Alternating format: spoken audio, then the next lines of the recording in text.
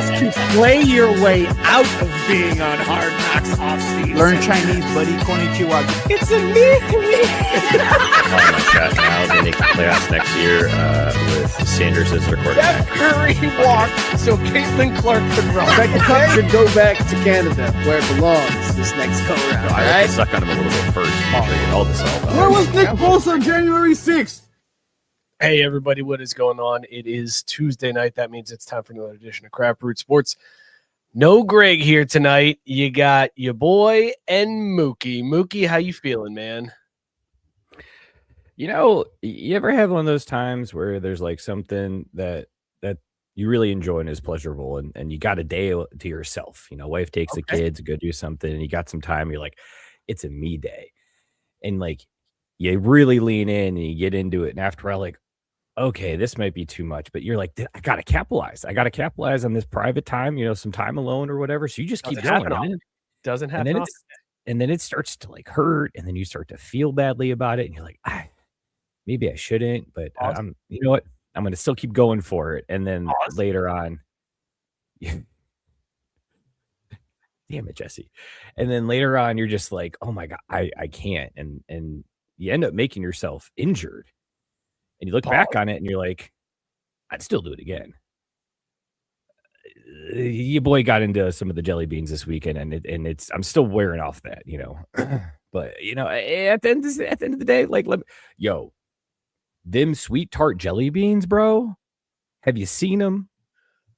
Hold up, just back up for a second. I need to kind of recalibrate here because I was following. It's a Mookie story, so you got to really lock in to figure out where things are going and what pieces are coming together, right? Yeah. So if I understand correctly, your wife and your kid leave. You now have the house to yourself to do what you want, and you choose to just eat a bunch of jelly beans that are presumably for Easter this weekend. Oh, no. These regular jelly beans that have been around the house. Yeah, when it's jelly bean season at our house, there's just like, you go to the store, you get a gallon of milk, toilet paper, and jelly beans. Like, that's just how we roll now. But that was your, like, the epitome of, I have time to myself. I get to do what I want to do. I'm going to eat jelly beans. And to Jesse's point, also grind on some Far Cry. Absolutely. Like, been crushing that. Dude, those games are twisted, but wonderful. But yeah, I don't know what is a bag of jelly. Is that a pound? We have two very different ideas of like what alone time without the wife and kids. Yeah, you're over here going for the 1,000 club or whatever it's called, and I'm like, dog, I ate 3 full bags of jelly beans by myself. How much time eclipsed as you were eating the jelly bean? Like, what's the time frame we're talking about here? Pass. No, it's like 1 o'clock, 2 o'clock until like 7-ish. When did the Duke game end? It was like 45 minutes after the Duke game ended. Performance enhancers? Do we have some performance enhancers to help this out along the way? That's the sad part. I mean, no. Again, So you had 3 bags in about 6 hours with no performance enhancers. Yeah. I think we need an intervention. We need an intervention. I did have a couple of Lonnies to go with it too. Yeah. That's amazing. That's absolutely amazing, Mook. How was your sports weekend? After clearly your jelly bean weekend was great. How about so strong? I'm telling y'all, sweet tart jelly beans will change your life. Got to try those. Swedish fish jelly beans, they're fine. You know, they taste like Swedish fish, but honestly, if that's all there is to it, I'm like, I'd rather just have a bag of Swedish fish. Obviously, Starburst jelly beans, OG, tried and true, like that's your base jelly bean, right? That's what goes in the can, and then you pour the special ones in to kind of mix it up and get a little like smorgasbord kind of thing going. Sure. But dude, the sweet tart jelly, because the texture and the flavor is unlike anything I've ever experienced. Can I open up to you, friend to friend? We've known each other for several years. Can I be vulnerable with you and honest with you for a moment? I will try my best not to openly judge you. I don't like jelly beans. I don't like fair. I don't like that's fair. Not even a little bit. Not even like, oh, maybe this flavor or this kind. None. hard pass. My wife knows me. My Easter basket normally consists of nothing but Reese's eggs and a bottle of bourbon. She knows she knows how to treat her man. It's a bottle of bourbon and Reese's eggs. That's it. You keep everything else. Everybody can have everything. You can have all the jelly beans, all the I don't like the little Peeps. Not a fan of any of that. Just give me the Reese's eggs. That's it. That's all I need on Easter. What if she got you the peanut butter bourbon to go with the eggs? Would that be a plus, or would you rather have the bourbon just traditional? Because then the peanut butter eggs make it peanut butter. I would prefer regular bourbon, but I have had chocolate flavored whiskey and mixed it with the peanut butter whiskey to make my own Reese's whiskey. I mean, dude, it hurts the belly. It hurts the belly. It's a lot on the belly. Yeah, more than one glass, and you're struggling, but it is good. You know what? I might have to get some of that and just make that a show. Drink one of these nights. But I understand your distaste for jelly beans, and I blame our childhood, because we came up around the time where like the jelly bean was like the Brax jelly bean, and I'm sorry, no disrespect, but that thing's nasty, right? And then they had the Harry Potter anything flavored whatever the hell jelly belly jelly beans that came out, and some of those were good, some of them were nasty, but it was like, wow, we can put other flavors in jelly beans and make them a quality candy. Let's try that. Now we got all this magic coming out there, so I'm telling you, I get it. Do me a solid, or maybe I'll text wifey and be like, just get my man a bag of the sweet tart jelly beans just to try them, and then pawn them off on the kids. Pull a reverse Mike on this one, and at least try it. Gabe saying, what, you get an Easter basket, what the fuck? Yes, as adults you should get an Easter basket, because all it is an excuse to buy candy and booze. Like, why are we also, then you avoid the conversation of like, how come we got an Easter basket and the Easter bunny didn't bring you one? You just be like, look, everybody got a basket. Oh, that's a good point too. Yeah. Sarah saying she's with Mike mostly. I do like Jelly Belly grapefruit jelly beans, and that's it. I don't know that I've had that one. I'd try that. Nope. Hard pass. Jesse is sending me straight to ice jail for not liking jelly beans. Wow. Straight to ice jail. Scott also said, this is more jelly bean talk than I knew was possible. And yes, not a fan. I feel validated that more people are on my side, that jelly beans are just not that great. And Gabe, you are correct. It is probably my dad's fault. That is also, and Jesse saying Spurs didn't play, so that's a win. However, their coach got fired, but we got a new one. And the women lost 5-2 to Arsenal's women, so they did play, and they got we got rolled. The guy who's going to keep us from getting relegated, hopefully. How is this entire episode not dedicated to the loving memory of Jaden Ivey? All right, I don't know. Just because it's not. We got an awesome show though tonight. We are going to talk ABS. We have had a full series now of this season in the books, Mook, and a couple of games into the next series. And ABS is electric. It's everything I wanted it to be. We got to talk about what it is doing to these old umpires. We've got some football news because NFL is branching out. They don't quit, man. They are taking over and they are branching out, and we will talk about that.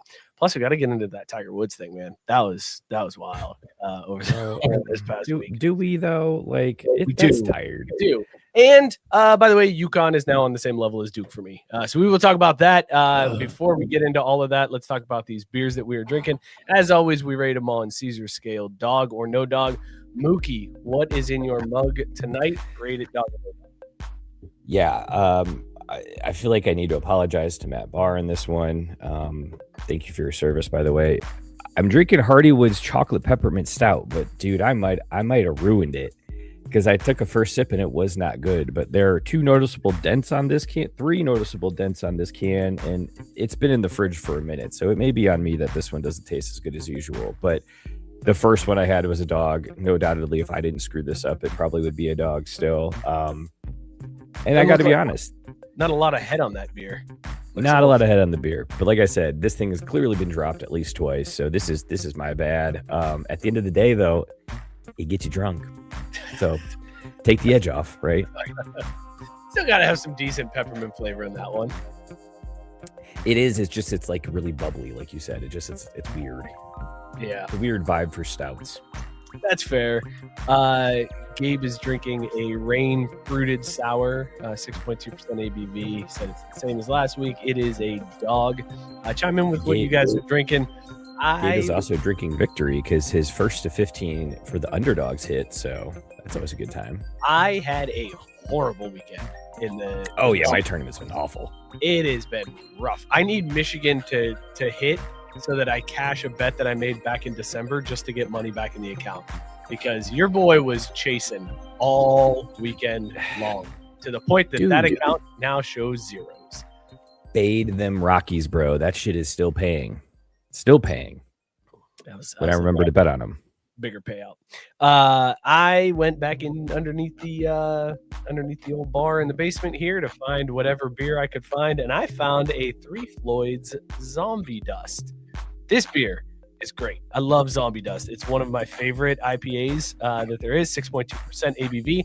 However, this one was canned in August of 2023. So, oh boy, you know what about IPAs, Mookie? Not great aged. They're not meant to be aged. You don't cellar an IPA. So much so that when I poured this is what the foam is looking like. Like it's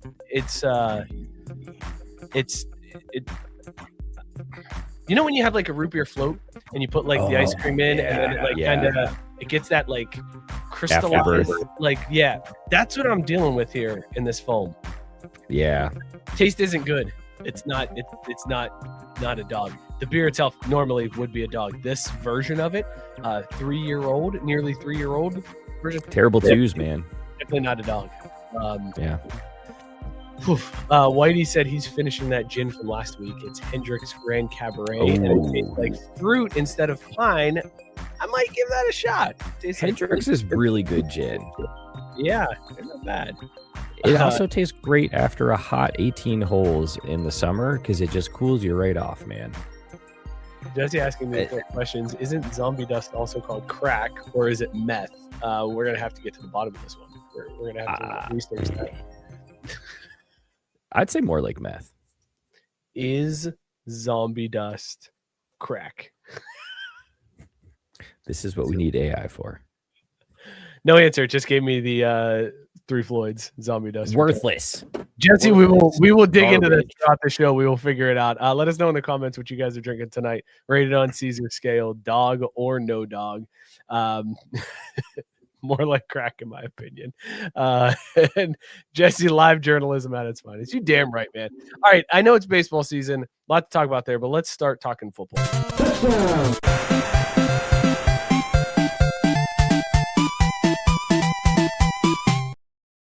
Mook, the news broke this week that the NFL is branching out and they are starting a flag football league, a professional flag football league. So that whole tournament, that Fanatics tournament that they did over in Saudi Arabia with like Tom Brady and Joe Burrow and that shit was in Saudi Arabia?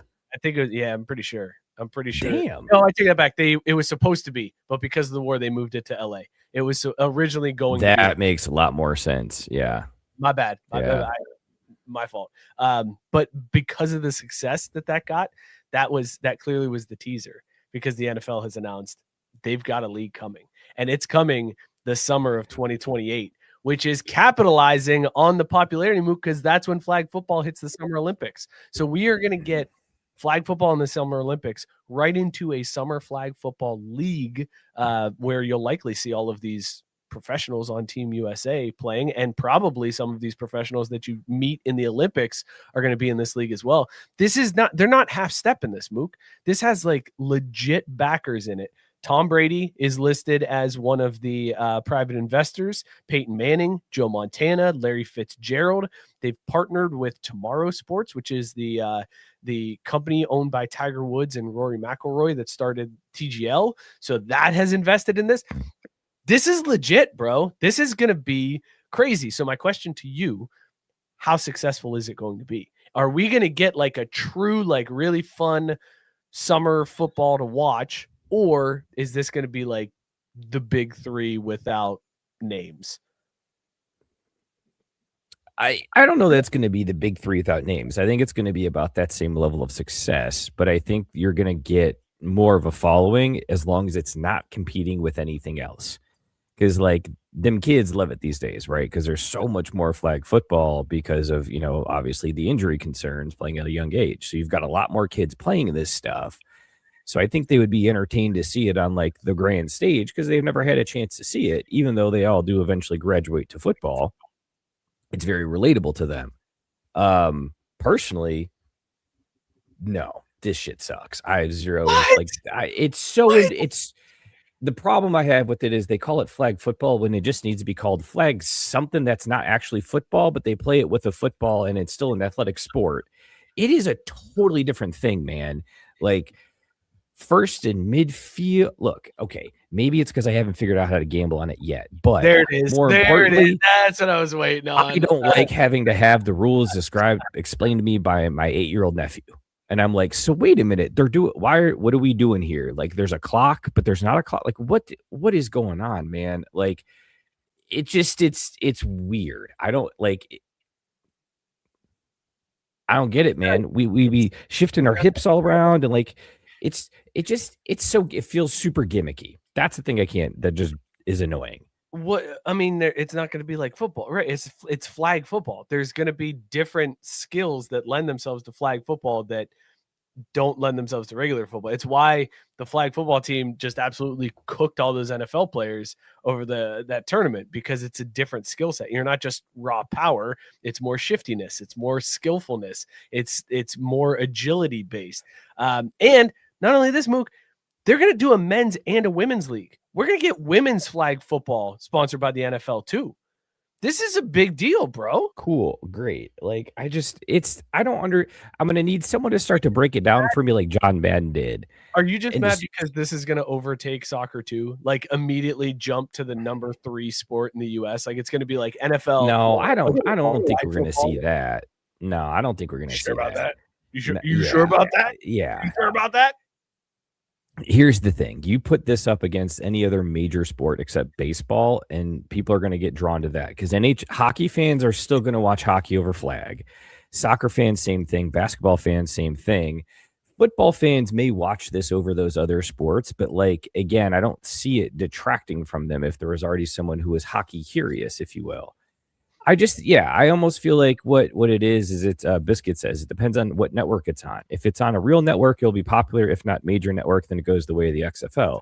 If it's on TV, people will watch it, but they're not going to seek it out. You're not going to see them flip the TBS to look at it, right? Again, I think kids who play it will watch it until they grow out of the sport and into football or whatever their main sport's going to be. But like, they got it. Your privilege is showing, Mook, because some of those kids never grow out of it because they're too small.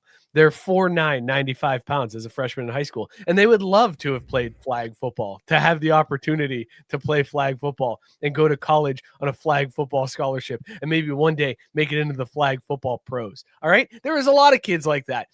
I know one personally that would have loved an opportunity like that because puberty hit way too late for him and he didn't get a chance to play football because he was too small and he got 3 concussions in 7th grade, and the doctor told him, hey man, until you grow a little bit you probably shouldn't play this sport. So then he was like, man, I wish I could just play flag football. I wish that was a cool enough thing to do. But no, you're out here shitting on that poor kid's dreams. How dare you? How dare you? I mean, or that poor kid could just get good and play through the pain, because as someone who's got 6, like it never slowed me down and I turned out all right.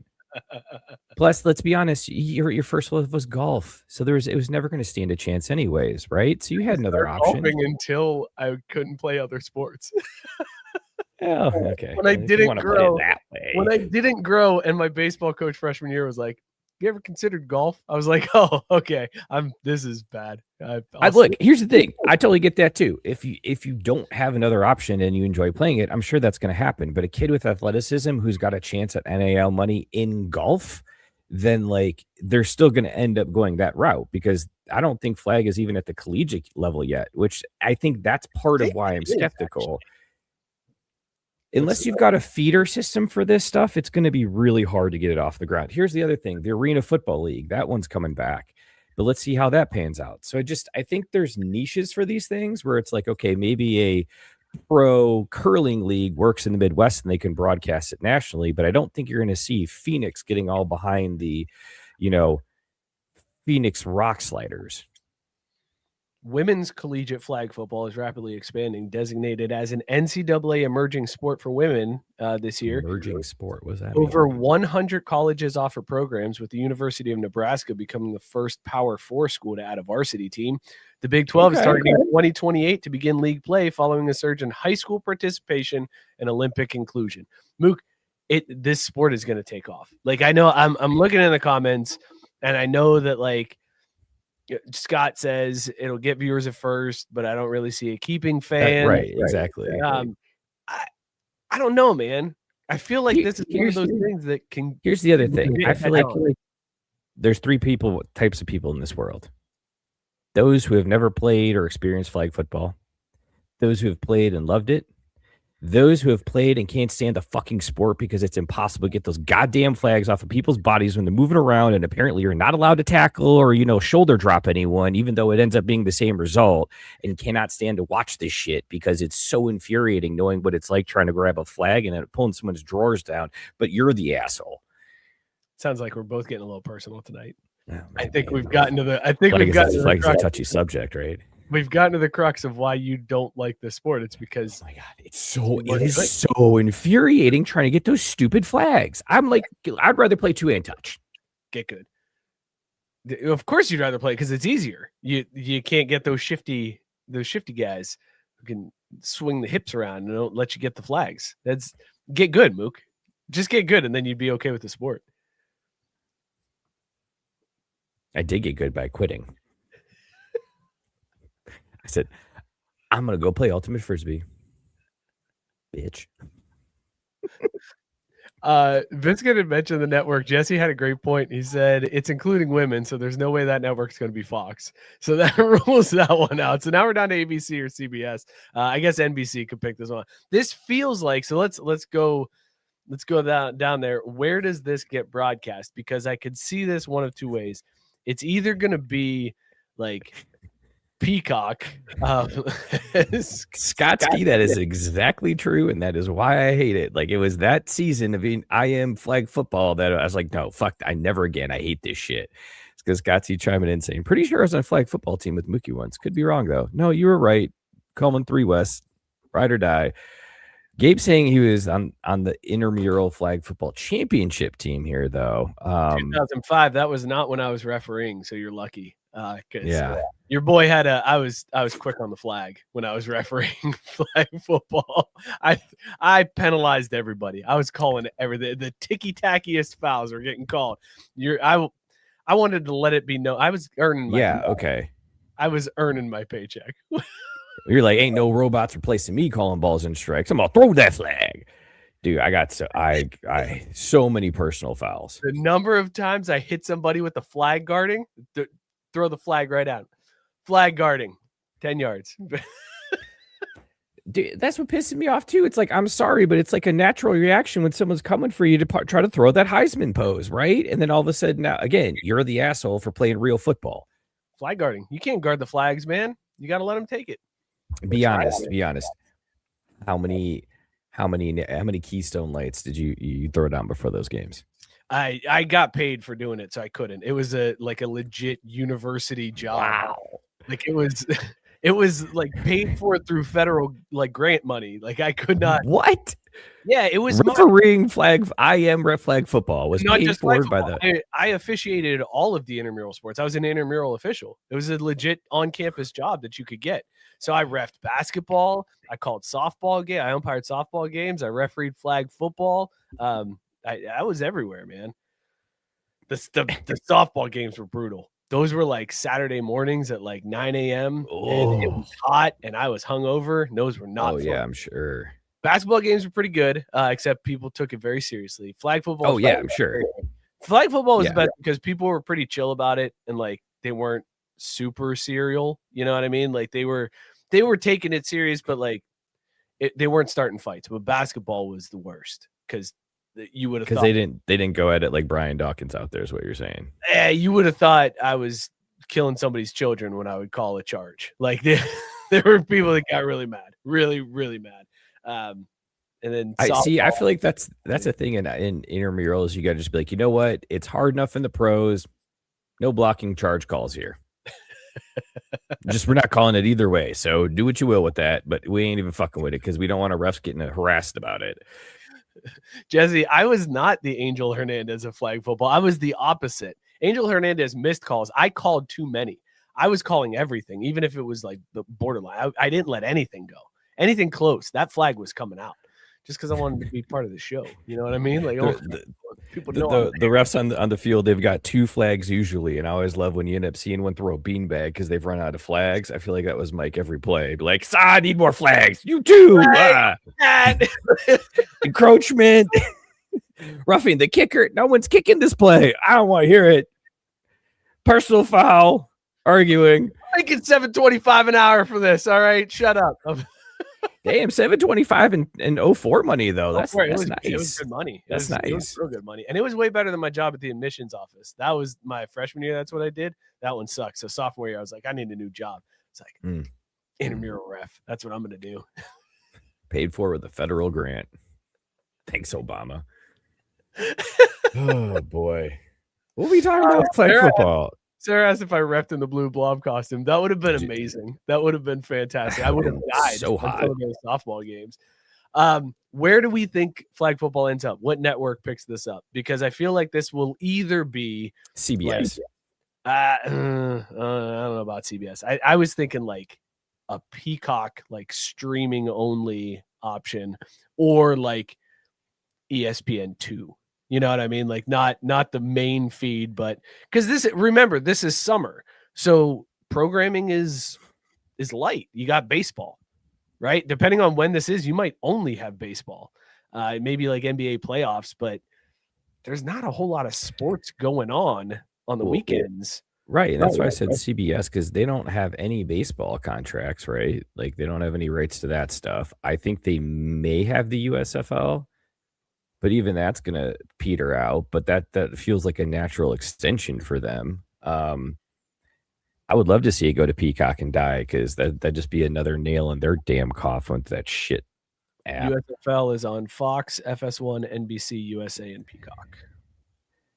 So you know what? No, I'm going to call my shot here. You know what? It's going to be Amazon Prime. Lock it in. Oh, because they're just gonna be like, look, here's $50 billion. There is your Mookie. Lock it in, which means lock it in, man. Not going to go to Amazon Prime. That will be the one service that does not have. Shedeur Sanders could still take the Browns to the playoffs. Holding out hope there. Said though, it's not what you said. You did not say take the Browns to the playoffs. You said the Jets were going to the playoffs with Shedeur as their quarterback. Lock it in. Still possible. Let's not rule it out. We're going to have a new front office in Cleveland. Who knows what they're going to do? I think we can rule out that Shedeur is not taking the Jets to the playoffs last year. I think we can rule that out now. Sling. So Sling's still around. I was curious. Does anyone have it, and is it a good option? Sling. That's awesome. Sling is Tubi. Tubi is a. This wouldn't be. Tubi doesn't have enough money for him though. I think because it's football and it's backed by the NFL, it's gonna get dollars money at it. Plus, I feel like this is something they just throw in extra with. The partners. Why are they not just gonna like? All right, next negotiation, give us an extra $1 billion, and you get the flag. No. It's gonna be give us an extra $1 billion, or you have to broadcast flag football. Who's the highest bidder? You don't have to take flag football. Who is there you go. Flag football broadcaster. The rest of you still want to be a part of this? You're going to broadcast these games. You know what's going to be terrible? When the NFL does negotiate in that manner and the flag football evaluation automatically goes higher than the WNBA evaluation is currently, just because it's the NFL. Yeah, it's going to hurt a little bit. I'm excited for this, Mook. I'm more excited for this than I was for the XFL and USFL. Like that felt like this feels like a different sport. Like it's not you watch USFL, you watch XFL games, and you're like, this is football, but it's not good football. You know what I mean? Like it's better than no football. Fine. But when I watched the shit out of the USFL this weekend. That red team played the white team, and the one ran it really far. That was fun. How much you place on that? from that game. 0, because the kid had my phone.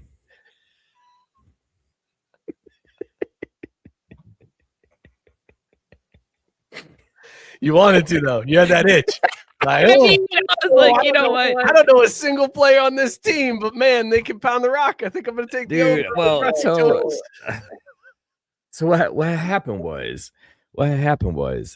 I kind of forgot that they tipped off the tournament games early on Sunday, so I missed my first day of the entire tournament's day-long parlays. And so I was like, well, shit, then whatever. And I wasn't going to bet on the Duke game because I know stick to football, but like there was no winning outcome for us Xavier fans in that matchup. So I was like, I don't even want to touch that. And I was like, I didn't bet anything else today. Coming out of halftime, the one team drove down and scored. There was another kickoff return. I'm like, there's going to be points this second half. Like maybe we get you. But we're watching Curious George. All right, that's cool. No, that's cool. We'll just take a day off because we already got our Rockies lock in, so we were good there. That hurts. That hurts. It felt like he gave us a natural transition there. So let's switch over and talk some basketball. Boom shakalaka! Sarah, with the correct take here, fuck Duke forever and always, but UConn is now on that level, man. Right? They've been to 3 Final Fours in the last 4 years. I'm over Dan Hurley. I'm done. Right? Like the program infuriates me. They annoy me. Dan Hurley drives me crazy. I hate watched that game. Didn't care who won. Wanted a meteor to hit. Like that's how bad I hated both of those teams. It was so bad. It was a great ending. Thought the ending was great. It's always fun to see sad Duke fans, but I wouldn't have minded. As a matter, look, I'm gonna say it. I hated UConn more than Duke in that game. Yes, right. I did. I hated UConn more going in. And this is the thing, because when I picked my bracket, I picked Duke over UConn specifically because I was like, you know what?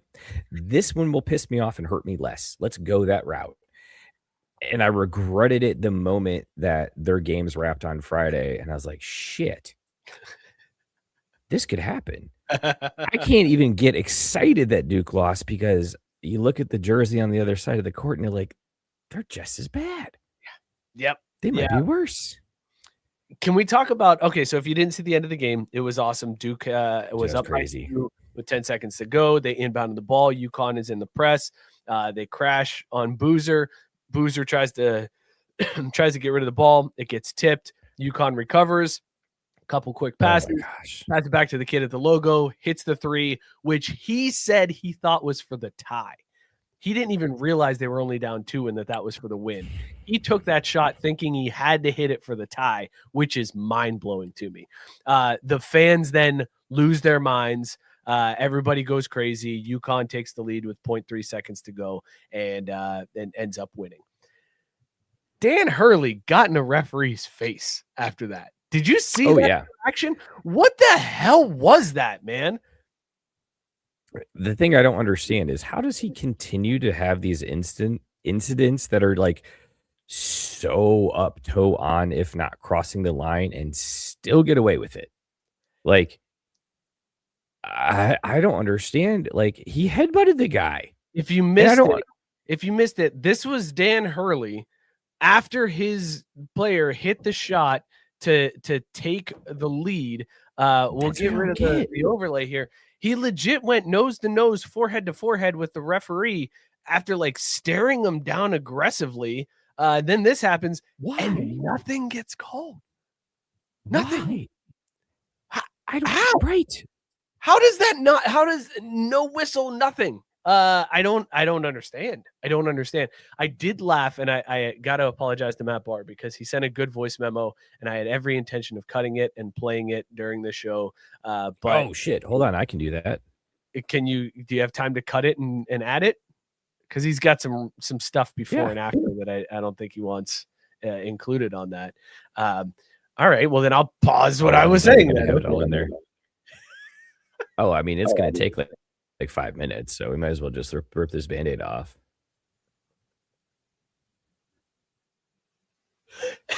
I just want to sit here in silence and watch you fumble around trying to rip the audio from Bar's voice memo and upload it. Well, I'm still waiting for iMessage to open on my 2015 MacBook. So like, yeah. You know what, Mike? Have you ever had the black jelly beans though? And how do you feel about licorice? I don't mind licorice. I'm cool with licorice. Both black and red licorice. I'm cool with both of those. My favorite thing, though, that I think the reason why I like licorice, specifically Twizzlers, is because I will bite off the ends and then use it as a straw.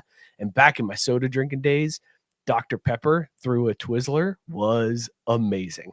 But no, not a big fan of black jelly beans. And it's not for the reasons that you think. It has nothing to do with the taste. It's everything to do with the how it colors your teeth afterwards. And that drives me nuts. I get very self-conscious, so I can't eat anything like a black jelly bean, because then I got like black all over my teeth and tongue, and I feel like people are staring at me. Same reason why I can't drink red wine. I don't drink red wine for the same reason, because I don't want the red staining my teeth and tongue and lips and stuff. So not a fan. Lump it in with all the other jelly beans. Don't like any of them. I don't know why I turned into Trump there. Not a fan. Race card. Delayed. Unacceptable. I want to go back through while you're doing that. I want to hit on a couple comments here, because Biscuit said, can never hate a team more than Duke, especially when they're playing Duke. Incorrect. I found it. It happened this weekend. And Gabe is also shook by that, by the fact that I said I hated UConn more than Duke, but I do. I think it's Big East hatred. I think that's driving it mostly, because they're in our conference. So I think that's the main reason, but also they're so unlikable. They're so goddamn unlikable. See, and I think that's the problem is that I was talking again, throwing back to the intramural days. I was talking to Andrew, my college roommate, Drew, whatever. And he says it's good for the conference. So we got to root for UConn. And I'm like, oh, but that's like a garbage ass reason why. Does this actually matter for Xavier at all in terms of the Big East? Does it? Because I don't think it does. Yeah, it makes it harder to recruit those kids. Because do you want to go to UConn and compete for national championships, or do you want to go to the school that's going to get stomped by UConn, who's competing for national championships? Like, yeah, this sucks. Right. I don't like it at all. You're going to lose twice to this team a year, or you could go play for that team. Which one? And even if you do lose to them twice, it is possible the coach will come and try to headbutt you. Gabe, he is correct. We get money shared, so that's true. The deeper they run, the more money Xavier gets because of the conference payouts. But still, okay. I'd rather be poor and watch my enemies be sad than be rich and have my enemies be happy. I mean, sorry. I can't argue with that logic right there. So how much of this do we need to cut out? Just play it all. Just upload it and play it all. Forget it. He sets the scene of what happens and then ends it with an and scene. So we'll just play it. He gives us permission to use any and all of it. So we're going to use No, it's cool. I'll cut the part about how he is like a woman who loves him and is going on a date. No one needs to hear about that. Fool. While you were doing that, Gabe threw out a sip, chug, drain, pour, Peeps, jelly beans, and Reese's eggs. This is the easiest sip, chug, drain, pour I have ever had in my life. I am drain pouring the shit out of jelly beans. They can get the hell out. I will chug on Peeps because I don't like them, but at the end of the day, they're just marshmallows, so I can deal with those. And then I will sip on those delicious, delicious Reese's eggs all day, every day. They are the superior form of Reese's. It's the perfect amount of peanut butter to chocolate ratio. The Reese's eggs are better than any other Reese's product. Facts. And I feel like we've talked about it here before, but like we're in reruns with that. It's so true. And I don't know what it is, but I will absolutely agree with you on the sip of the Reese's eggs. Can't even, I mean, you said it all. It's goated. It's goated in Easter. Yeah. Like that is first ballot Hall of Famer. I am, however, struggling between Peeps and jelly beans because, as we talked about at the top of the show, clearly you have a big thing for jelly beans these days. Do I have to eat the Peeps? Like, is it only eating, or can I do other stuff with them? Pause. Have you ever jelly beans? Have you ever done Peeps jousting? Oh yeah, we put them in the microwave, dude. It's awesome. That's fun. That's fun. They're marshmallows. Yeah, of course. Yeah. It's the, So like if I can do that, or if I can make a Put a s'more piece with here. them, you know, buddy, you're like- making the case for the Peeps over jelly beans right there because what I'm saying, more like- versatile. Jelly Yeah. beans are just rocks. Peeps have a lot of things that you could do with them. Peeps over jelly beans, man. there it is. All right, lock it in. And now if I can just figure out how to export this thing, we'll be able to have Bar tell us all about his shit. Save to file. Gabe said jelly beans over Peeps. Gabe, we are button heads today, man. We are just not on the same wavelength. It's okay. Scott Gabe knows he's wrong. is sipping the Reese's eggs, chugging jelly beans, drain pouring Peeps. That's tough. Jesse says sip the eggs, drain pour everything else. That is actually that's what I wanted to go with, but I respected the game. Sarah with a wild take here. I happen to be a big fan of the Whoppers Robin's eggs. Have you seen those before, Mook? I like the Yes, blue actually, egg. the kid was trying to feed the dog today. They're that good.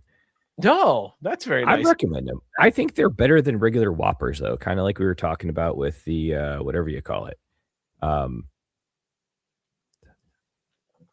Export song to disk. Here we go. We're getting close. Yeah. Export song to disc. It's like you've got this. It's fired up on LimeWire right now, and you're gonna download it, and it's gonna be the wrong file. It's gonna, damn it! I thought this was Candy Shop. What the hell, man? God, don't you love it? Like that was. See, kids these days, they don't know what it means to have to go scouring for your favorite music. Like the joy I felt when I got into the dorms and we had a T1 connection Oh my instead of God. the landline that I had at home. I was like, I am stealing so much music right now. I'm taking ship never every- docked. Like literally, ship never docked because we were on the seas all day, every day. Not because Sarah the stuff said- we needed. Sarah's saying Easter candy is great candy. So now let's take it there, okay? Because Easter clearly a candy holiday. Halloween obviously candy holiday. I will throw Christmas in there. While it's not the main the main point with Ooh. Christmas, you think like cookies, you think presents, but Candy canes, yeah, stockings and candy canes, chocolate like Santas. there's a good amount of candy at Christmas time too. So Christmas, Halloween, Easter, candy only, not the holidays themselves. The candy from Easter, the candy from Halloween, the candy from Christmas, sip, chug, drain, pour. Oh man, damn it. That's hard. Buddy, that's not easy. That is not easy. So, because here's the way I'm thinking about it. You're right. Christmas, we got cookies, we got the chocolate bark, we got candy canes. So you got a lot of good stuff there, homemade stuff, right? Easter, I feel like you get to go ham on jelly beans, chocolate bunnies, Peeps, like all that really artificial whatever stuff. And it's like, oh, that's exciting too. And Halloween, you're just like, I'm gonna eat 8 pounds of candy, all the stuff, right? So it's like you got quantity, you got artificial quality, and then you got, homemade quality. And those are your 3 quadrants you're comparing. I think I'm going to have to go pour drain Halloween, which feels sacrilegious because I'm old enough now. If I want to buy candy, I could. Easter, because you can't get a chocolate Easter bunny except for Easter. So I buy 20 of those and parcel them out through the year because there's nothing better than just like a half pound of chocolate in your hand, just gnawing on that mother. And I'm gonna sip on Christmas, man, because like I said, chocolate bark, gingerbread houses, like apple pie, all that. Oh my God, not candy. Gingerbread house, I guess you're topping. But still, like even then, like candy canes alone, the breadth of that, and what I could do with a candy cane. Have you ever put candy cane in whiskey? I have. Also, a good drink is vodka, Bailey's, and a candy cane. Mm-hmm. Mm-hmm. Eggnog. I am also nice. I'm disagreeing with you though. I am going to drain pour Christmas candy. Absolutely drain pouring Christmas candy because too much peppermint. That's the main backbone of Christmas candy is peppermint. And if I'm going candy, I don't want it to be minty. Give me candy, not this. But I thought we were counting cookies too. No, that's not a candy. Cookies are cookies. That's Well, see, different. But you're moving the goalposts. You're changing the rules. Go back, play the tape again. Candy only. Easter All right, candy, hold on. Halloween candy. I'll play tape. Anyway, so to set the scene, Duke basketball announcers are calling the end of the game. And scene. So the Duke announcers, now I understand they're calling a game in which they lose. So I understand that. But their reaction to the shot going in is one of the funniest things to me. So they're commentating, they've got that nice high energy level that they usually have when they're calling a basketball game. And then UConn gets turnover. Their octave goes up a little bit, goes up, a little higher pitched voice. And then they launch the shot from, the logo, from near midcourt. The shot goes up, and it's in. That was it. Shot and it's in. It was the funniest, flattest way to announce that. But then in the most Duke way possible, the announcer started screaming about a player that ran on the court, and that should be a technical foul. And where are Duke's free throws? And that's not legal. Why are we not doing it? The player was on the court. He was on the court. He was part of the play. He was checked into the game. He was allowed to touch the ball and score if they got the ball to him. So it's just such a Duke way to be like, well, let's see what my lawyer has to say about this when they lose a game. So, it's just peak Duke. It's peak Duke. And I'm just a little upset that it didn't happen on Krzyzewski, because I would have loved to see him react to this loss. And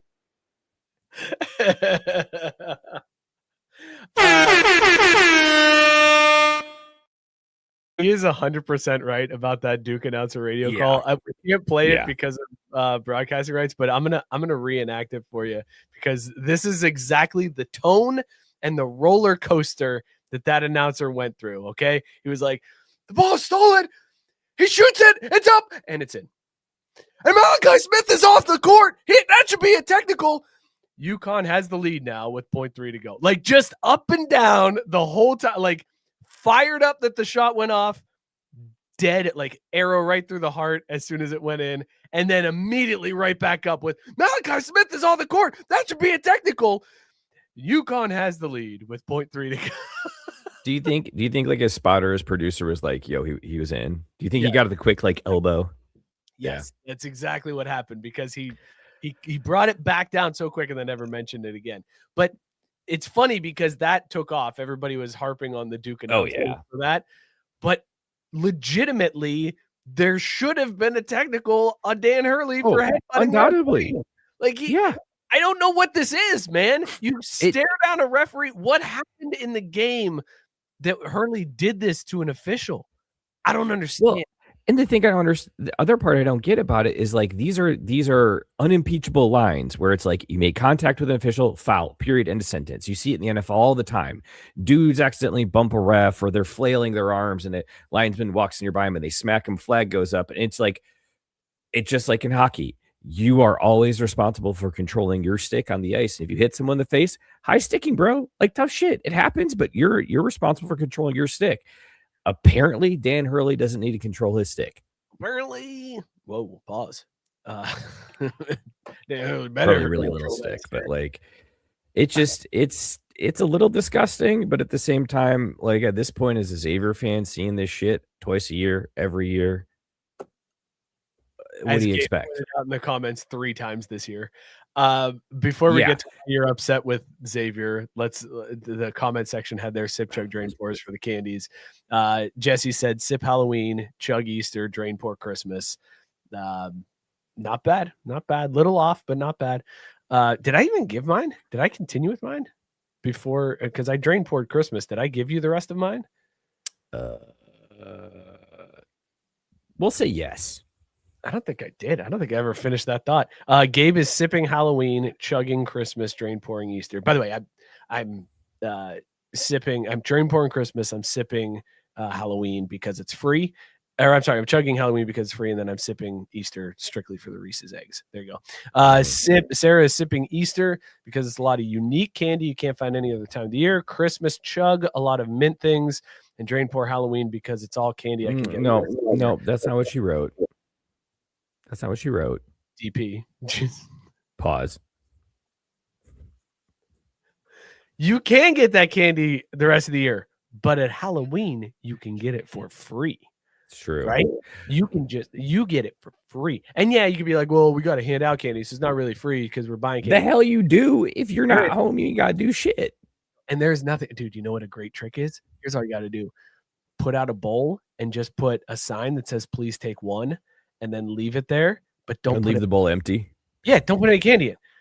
They're gonna be like, somebody took all the candy. What an asshole! They came and took all the candy already. The problem with that is in our neighborhood, the kids apparently are like well behaved because I've done that twice, 2 years out of the 5 we've lived here, and I've watched on the Ring camera because we don't get as many as I would have thought. They only take one, and the kicker is we write like take 2, take a handful, because like. Again, it's not the worst thing in the world, but having leftover Halloween candy is like kind of mid. I would rather go out trick-or-treating and get the houses that get the good stuff, right?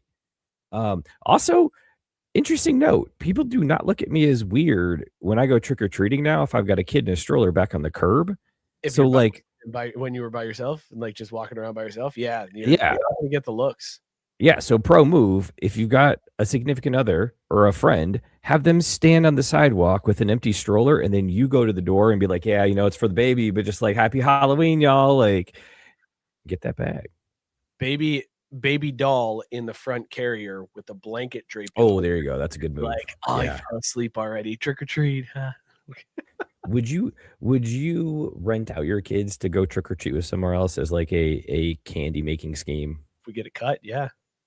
Right, that's what I'm saying. Like, yeah. Oh no, I mean like straight cash. Like for $50 like, to get my kid. Yeah. So like, hey boys, you're going to this neighborhood. You're gonna get candy, but daddy's getting $50. Right. And they're gonna give the candy to the person that hired you. Nobody's gonna pay me. They would just buy the candy. Yeah, that's a good point.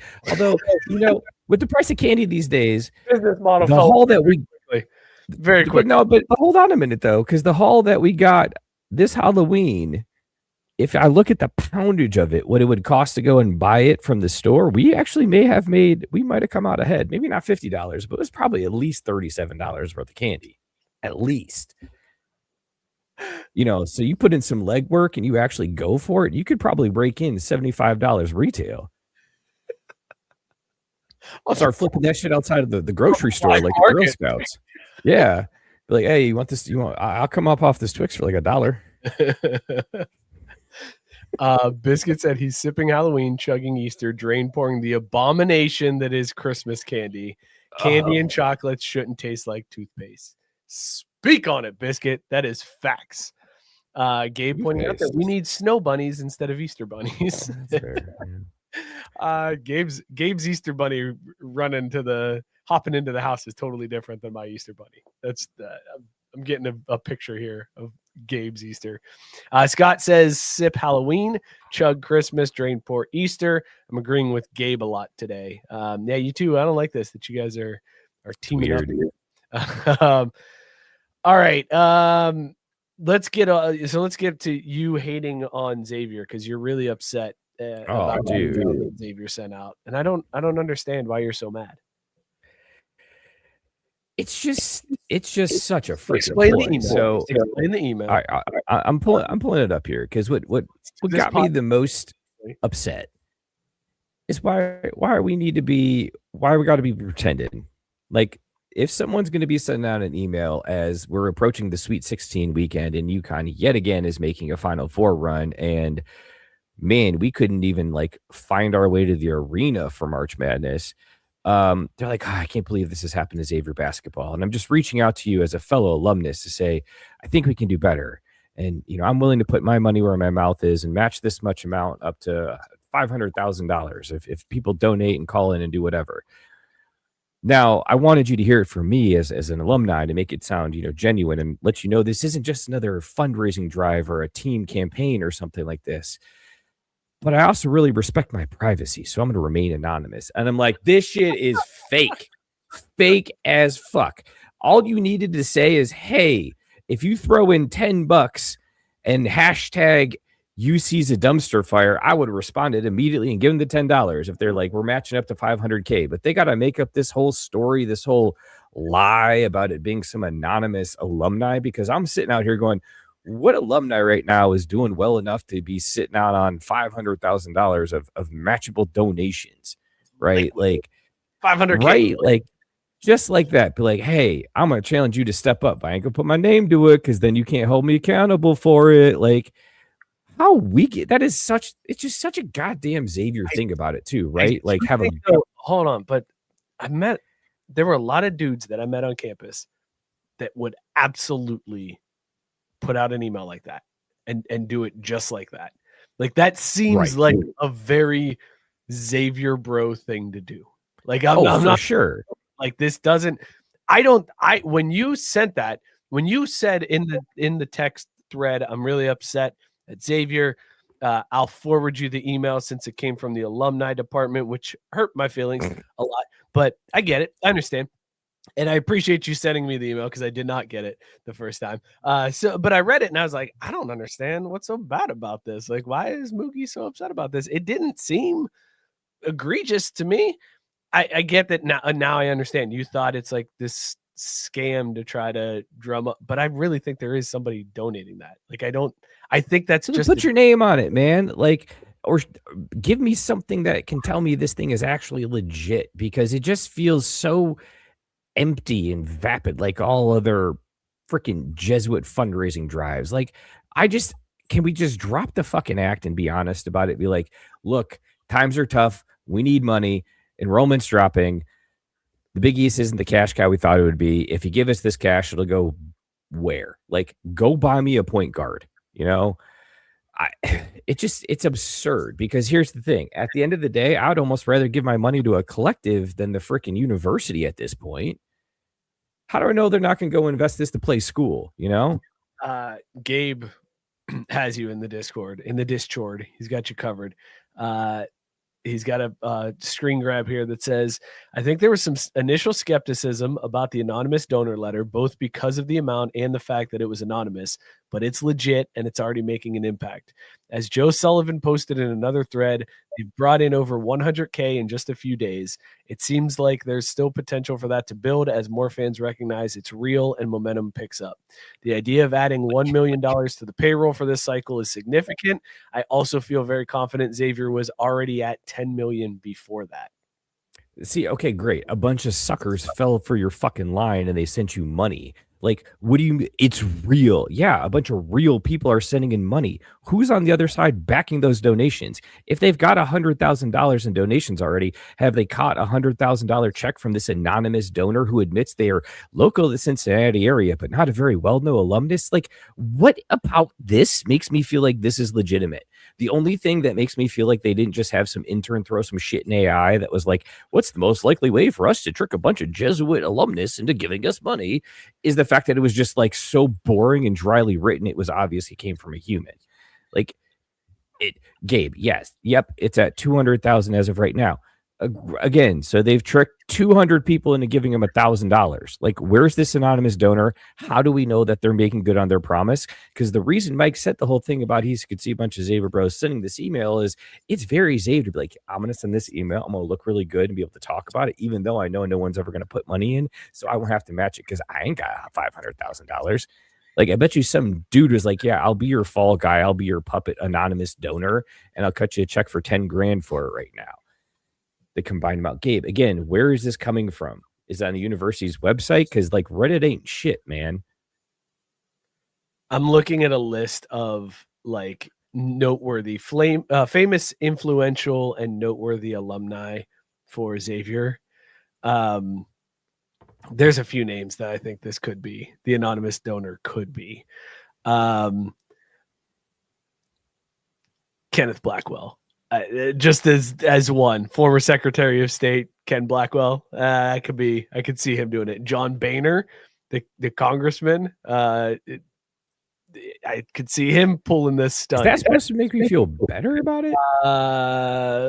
I'm just saying, like, I think this could be legit. Bill Cunningham, Bill Cunningham, the radio personality. That's a dude that I could see pulling a stunt like this, Mook. There's a lot of names, and I'm like, I am not a well-known major donor at Xavier, says the email. I haven't lived in Cincinnati since my graduation in the 1990s. I still have kids in school. I work very hard for my money. 1990s. Okay. Hold on. I'm writing this letter anonymously only because I'm a private person, but I insisted that the recipients know it is not the usual fundraising plea from a development team and that every word here is mine, untouched by anyone else. How can we know that when you're anonymous? Like, you might as well put one of your little egg avatars from Twitter on this thing and call it a tweet. Now that and again, now they didn't need to pull this stunt. Do a fundraising drive just to spite freaking Travis Steele somehow. Come up with something clever there. Do you think it was Bob Herzog, the guy from Local 12? He was a 96 graduate of Xavier. They don't live in Cincinnati. Yes, he does. He works for Local 12. That's my point. The letter says they don't live in Cincinnati. I haven't lived in Cincinnati since my graduation in the 90s. I'm looking. My bad. I misunderstood what you said. I thought they were local to Cincinnati. Like Jesse pointing out, more real journalism. Mook and Mike are better than Pablo Torre, hands down. Couldn't agree more. I think it was James Posey. He hasn't lived in Xavier for a while. Hasn't lived in Cincinnati for a while. But again, if it's James Posey, like, bro, say it's James Posey, I'll come running with like all my bottle deposits. Mook, this is just the world we live in now. Schools, this is what schools are going to do. It's now an arms race. You need to just, if you want your team to get good, you have to pay. And they're not going to pay. Harder at it. This is some weak ass marketing stuff. Give me something better.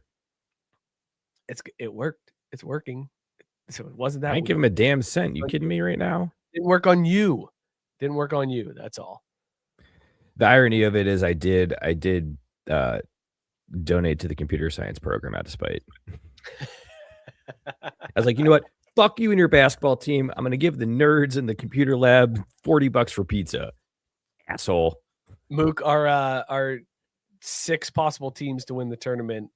We have 2 that that are remaining. And out of 4, that ain't bad. Unfortunately, they play each other. Arizona and so we're guaranteed a national title shot. We have a shot at the national way or pot goal beating us 2 way. We're terrible. And there you go. Gabe wants to know, what's your idea, Mookie?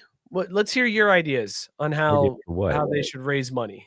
What tactics should Xavier use to raise money, or any school? What tactics do you have in your bag to get people to donate to the NIL fund?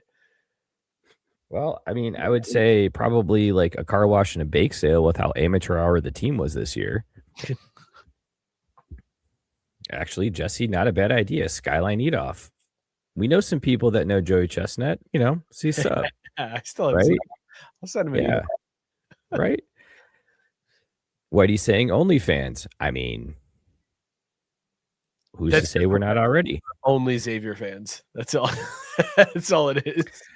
Well, honestly, not a terrible idea. Like, start a Patreon or something for exclusive access to the basketball team, behind the scenes kind of stuff. You know, do your own version of the what is it? Here Come the Irish or whatever they did with Amazon. Oh yeah. You could do your own thing like that. You could have a Patreon or something, have a platform where you stream it online yourself, you know, cut out the middleman. Didn't we have like a media department or something? They could like shoot video and whatnot. Yeah, I think right? Our co-host was part of that. Oh, that's right. Nice. Hey, there you go. Maybe this is our side hustle. Hey, Xavier, how about we shoot some shit for you and put it online? Pay us $10 million, and then we will hopefully raise $11 million for you. Yeah. You know what? Lock that in. Forget the other thing I said. I don't remember what it was earlier, but like lock that in.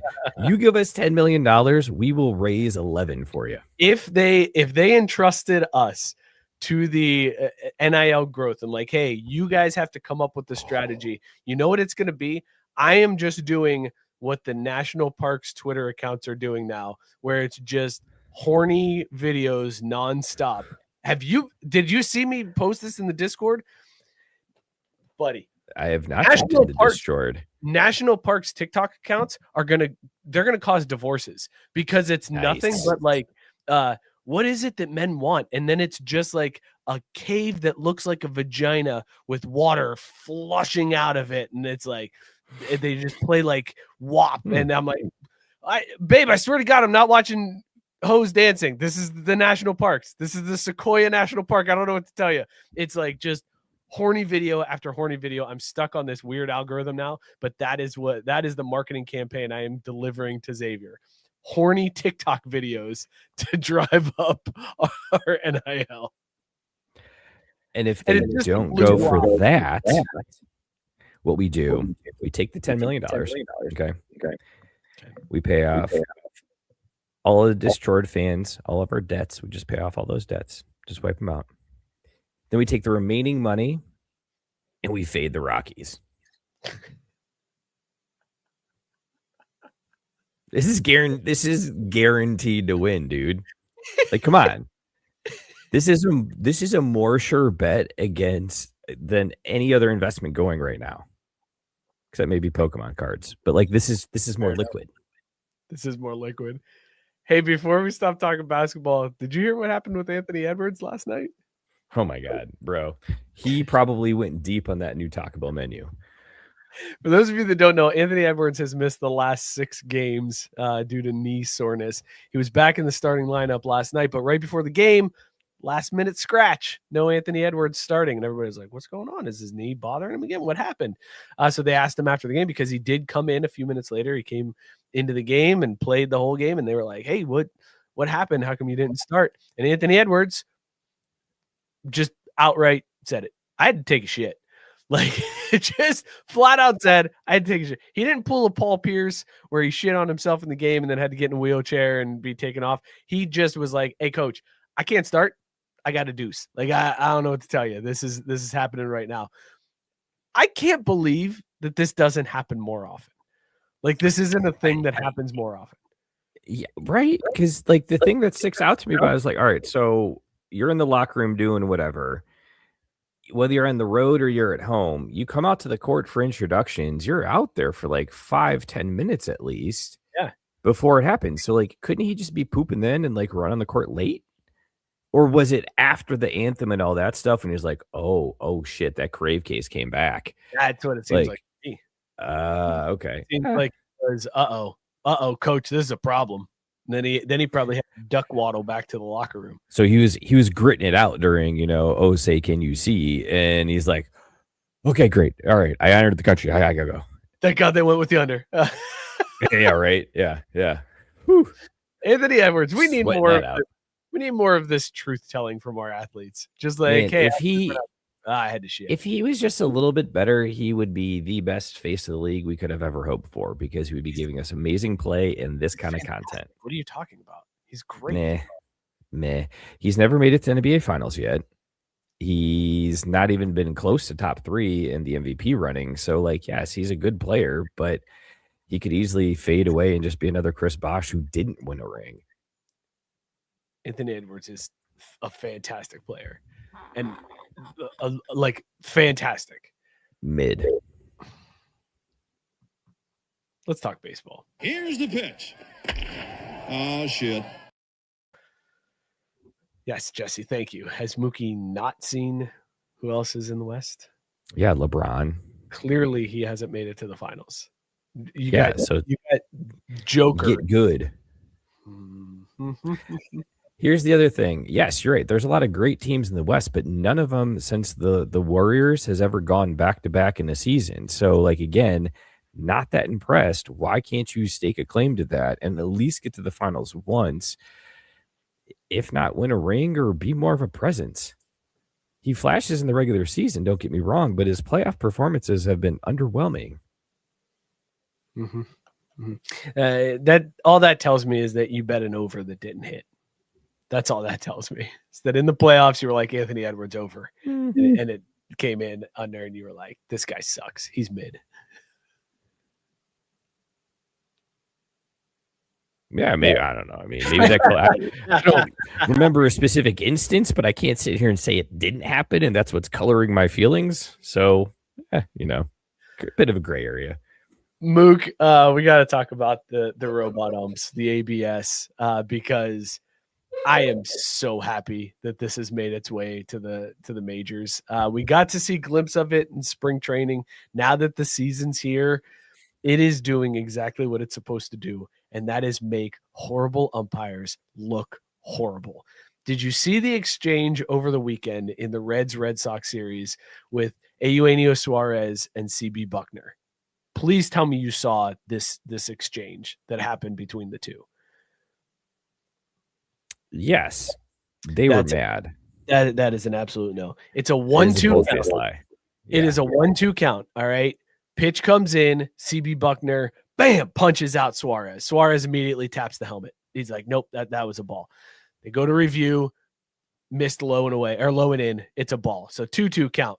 Next pitch comes in. Boom. Punches him out again. Suarez is like, no, I'm challenging that one too. Back-to-back challenges. The crowd erupts when it comes out that too was overturned. Back-to-back calls got overturned on CB Bucknor. They had 8 challenges throughout the game. 6 of them were overturned. He is awful, and ABS is exposing it for how bad he is. I see the preview window. I see your smile that you can't get off your face. Go ahead. Do what you're going to do here. No, we can wait on that. I'm smiling because I didn't see it because I heard it. And I kind of love it. But what I love even more is like the discourse around it, right? Because was that the Saturday game?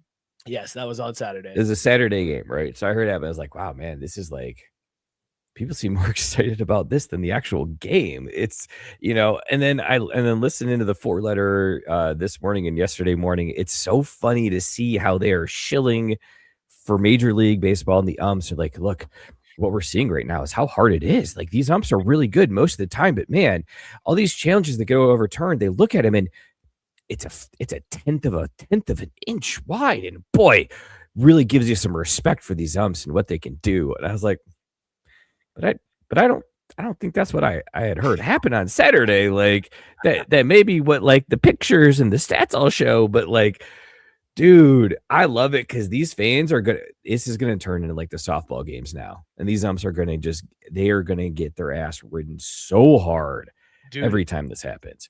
I can't wait for fans to start picking up on it and 40,000 people in the fans start tapping their head for a call. Oh, yeah. Because that's when it's going to get great. When you have 40,000, it's bad enough that the Reds got a bigger pop. The announcers called it out.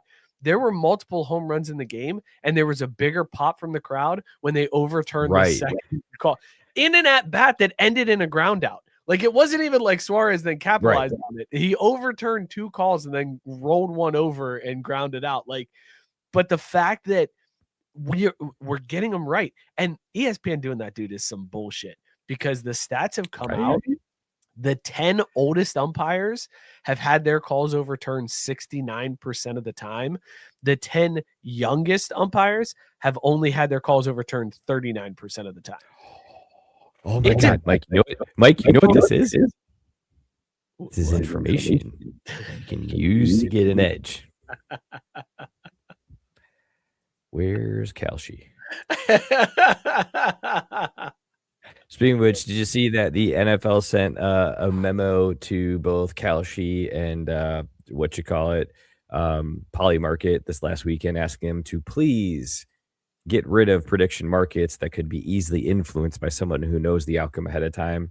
And they're like, oh, no, we do this to all the sports books every year. This is a thing that is very normal. It's just the first time we've done it for them. Except there was an additional addendum to this note where it's like, you got to take off shit like, is so-and-so going to say this during a broadcast, or is so-and-so going to be at the game? Because there's so many people that are going to know, and it'll be a bad time. They said that to Kalshi, the market where users have legitimately created accounts and then made millions of dollars off of will the US bomb Iran tomorrow? And that's the company they're trying to be like, hey guys, can you please take away those easily manipulative bets? That's the company they're sending that to, huh? Okay. Can you get rid of those what do they call them? Those the agreements, the covenants, the contracts. Can you get rid of those contract things? I hear they're not good. They're not. It's some people say it's not a great thing. Are you legit looking right now to see what market you can get on CB Bucknor overturned calls? Well, no, I'm just curious if they're putting this shit out there, because this would be one of the. Actually, no, this isn't one that could be known ahead of time. But yeah, I mean, I'm curious because here's the other part, Mike. We could make the market. Oh, so you're saying market of, hey, CB Bucknor is calling this game. We're going to set the over-under on overturned calls at 5. Bingo, bango, Winnebago. I think a lot of people are going to take the over on that.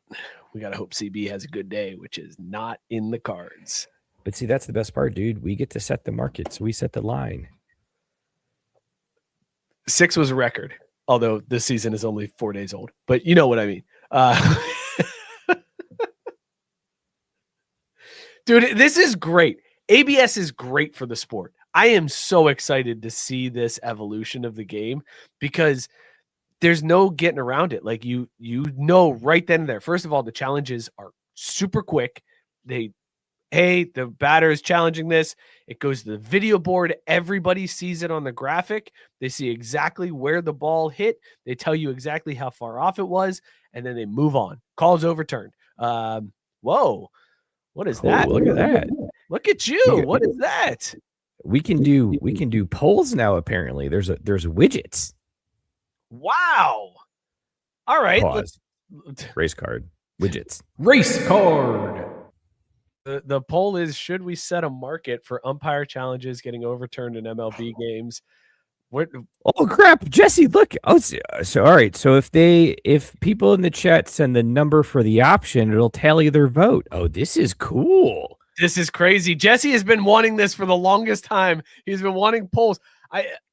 You're welcome, Jesse. The first time Mook, that your fiddling around actually worked, and Jesse tried to game the system by voting twice, and it didn't let him. Can't, yeah. Ready for a second vote. This is wild. We got Gabe with a 3, Biscuit with a 2. Oh man, look at all this engagement. This is a game changer for the show. We can do polls live on the air. How do we do this sip chug drain pour? Or I guess maybe it's just you vote and that determines the sip Or yeah. That thing, but you can only yeah. vote once, so you have to vote for the sip, and then Right, exactly. And then cascades down from there. Lots of good votes coming in. 50-50 split between of course and stop asking, go do it. Bingo. Let's do it. All right, so we've got some action items from tonight's show. One, come up with new polls to do throughout the show, because obviously this is fantastic. Jesse, your homework is due Monday by 10 p.m. Can we? Okay, no, hold on. Does that mean? Yeah, you can pre-enter them too. We could have multiple polls going at one time. Right, we can queue them up. Well, I don't know if you can do multiples at once, but I mean, hold on a minute. I got you. Hold on. I got this.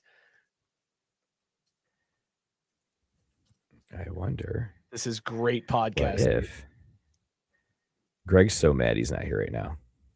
This is here. There's another. Oh, start and show. I got another poll here now posted. What is happening? Wait, why did it duplicate? Oh no, I made one. No, I did it. Oh, it doesn't work. Hold on a minute though. Oh, I bet we have to hide. stop. If we hide that one and start and show this one. No, we're gonna have to. Yeah, we can't have multiples going at once. Wait, what happened to mine? It got deleted. I deleted it. Oh, I deleted it. Rude. Sorry everybody. This was a on-air meeting, but this is amazing. Okay, we can stop the poll now. Clearly, are we sure? Oh, look at that! It locked it in. locks it in. 60% stop pass, Nice. 40%, of course. I don't know. Did we give everyone time? Because we can resume. You just open it back up again. This is exciting. The one time you fucking around paid off. It has only taken like 6 years. Here we are. And Jesse's saying it correctly that Greg is throwing his phone across the store right now. Yep, probably true. He's gonna be. I can't wait. I can't wait till Matt Stanton listens to this after the fact and goes, wait a minute. I watched the video stream live the other time, but maybe I need to do that every time. Yeah, this is just, if you're a normal audio listener, this is more reason to get to the video stream live on Tuesdays so you can vote in the polls that we're now having on the show. Oh, this is going to be basically the whole thing, at least for the next 2 weeks. And Biscuit is absolutely right. This is why I have an M. Yeah. Yeah. Sarah said, and here was the 90s portion of the show in which we learned how to internet. I thought the 90s portion was when I talked about being excited to have a T1 internet connection so that I could download music. I thought that was a pretty 90s. T1, though, honestly, even with today's Fi Optics and stuff, that's still a solid connection speed. Bro, at the time, coming from at the time, it was absurd. Yeah. Oh, my God. Never mind. T1 is 1.5 meg down. That's not good. All right. Well, while we're on the topic,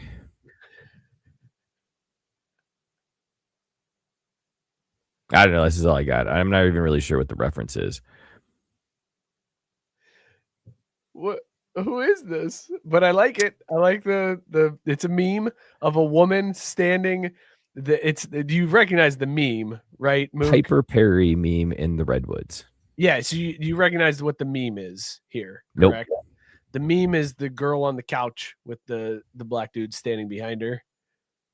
So, woman standing in the forest with giant redwoods behind her. So stands in a redwood forest, gets absolutely towered over.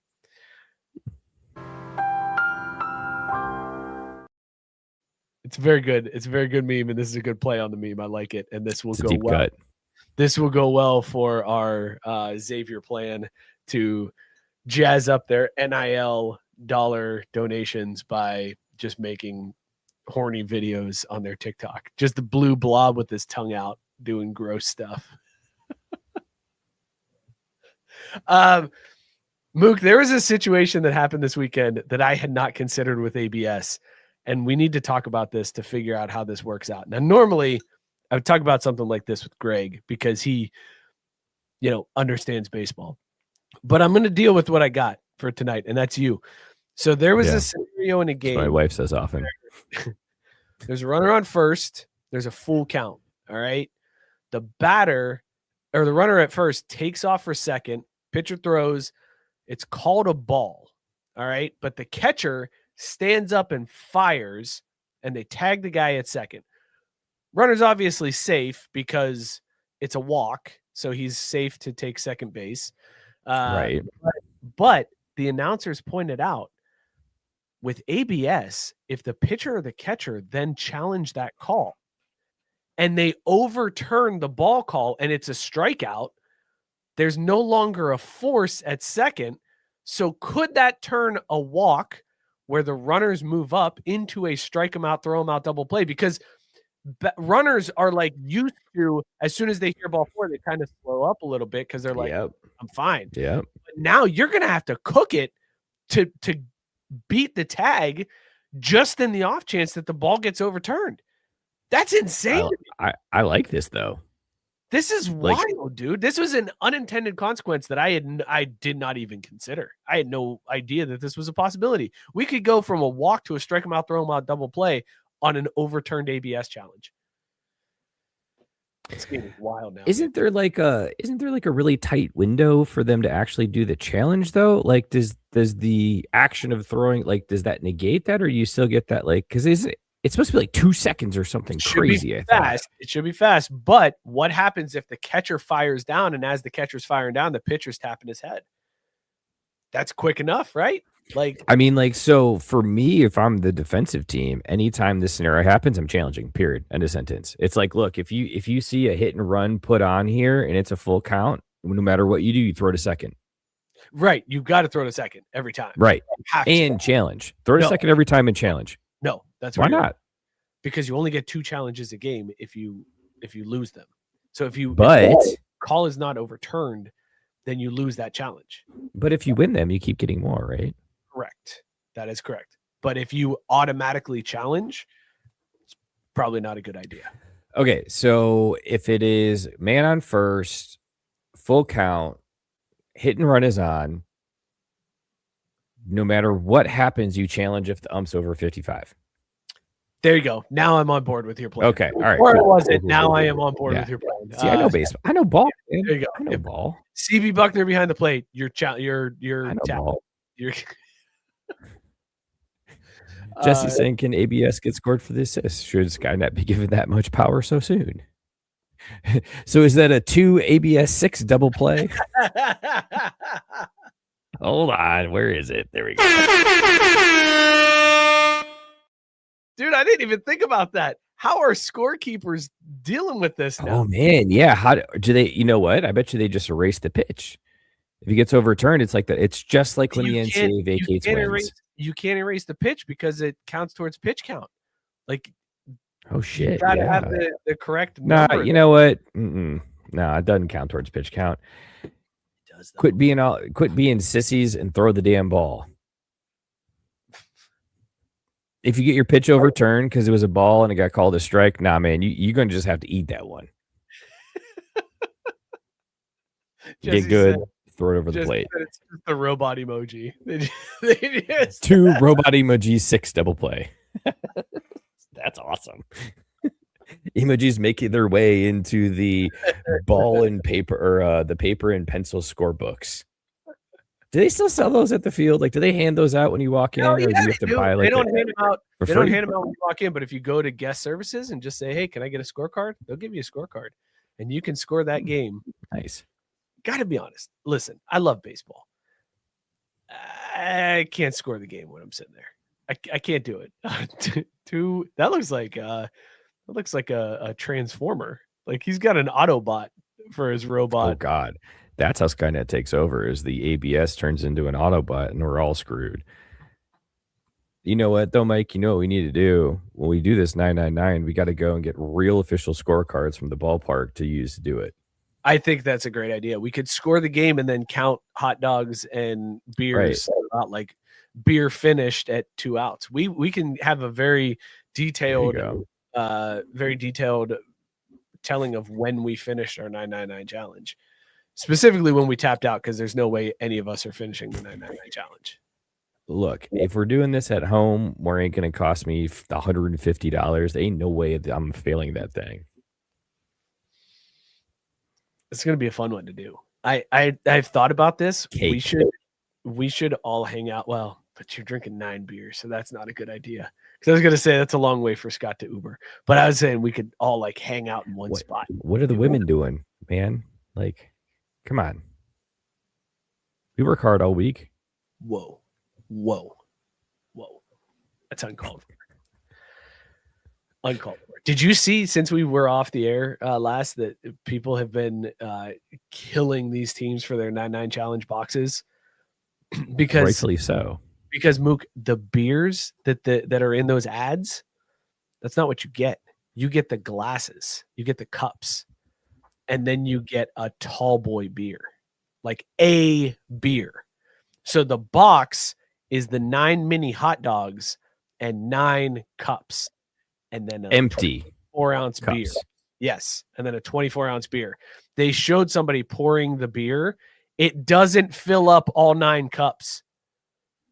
Well, thank God, because then I would feel even worse. If you could have a 24-ounce beer fill up 9 cups, then you're not doing it right, even close. No. But you're not doing it right anyways, because it's like a 3 to 4 ounce pour in each one of these. In each, what the hell, bro? Oh, they're mini cups. It's the box that they sell are mini cups.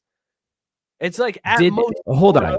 Did they mean for you to use the 24-ounce tall boy as the chaser for the shots of whiskey that you put into the cups? Is that maybe the way they went instead? No, but that's a man's way to do the 999 challenge. Good Lord. Yeah, put some fucking hair in your chest. Put you on the Or a ground. blackout on your record. Whew. Man, you would need those 9 wieners to be all up in you the whole time. Pause. Miller for 3. Oh, he backed it in. We're going to overtime. Oh shit, that was well done. Good dismount before overtime, Mook. Well Yeah, played. 'cause, like even when you did the pause, I was like, oh shit, this would be a great time to hit the. Oh, look at that, 90 minutes. All right. One more thing on ABS, Mook. This was something that I didn't know either, but apparently ABS is redefining what is a strike. And we may need to this if you're looking for more information, this is something that might be something to look out for. Because over the weekend, Giancarlo Stanton and the Yankees were playing against the Mariners and Luis Castillo. Luis Castillo is known for pitches that have a lot of movement. He's got a really good sinker. He's got a really good slider, right? The way that the MLB rulebook defines a strike zone is from like the top of the armpits to the knees when they're in their stance, and it's the whole length of the plate, right? So it's a 3-dimensional box. Right. Yeah. ABS is when they're standing from the top of the armpits to the knees at the middle of the plate. And I think hitters are going to start to get because Stanton challenged a call and it was overturned. It missed by 0.1 inches, but it was a sinker. And that sinker probably hit the strike zone in the front of the strike zone. Of the plate. And by the time it got to the middle of the plate, had dropped down and was low, and they called it a ball. It was overturned and became a ball. We've redefined what a strike is. And if hitters can get hip to this and understand that, these pitchers who are so reliant on these pitchers with drastic movement are going to have to change where that movement hits on the plate, or else they're going to get calls overturned all day long. This is wild, dude. The game is totally changed, Mook. It's crazy. This sucks. I don't like this though. I like the 3D strike zone. Like that. Like how deep is the plate anyways? Like 8 inches, 9 inches. Pause. Around.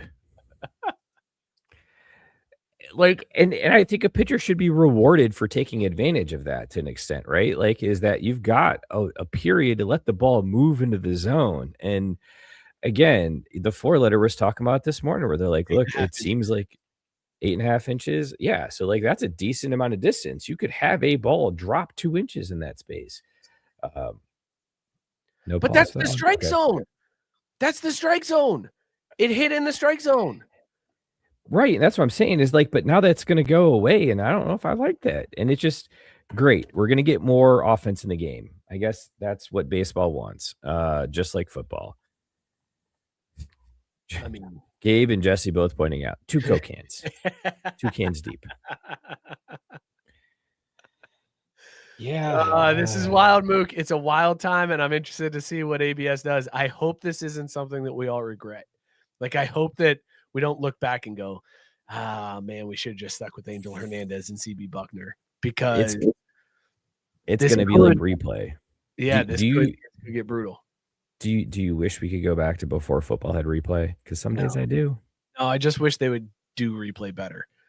The fact that they can have an express replay where they're like, hey, don't worry, we don't have to look. It's good. Just that was a penalty. But they don't do that every time is frustrating as hell. I mean, ABS yeah, I guess that's quick it is. It's ABS is immediate.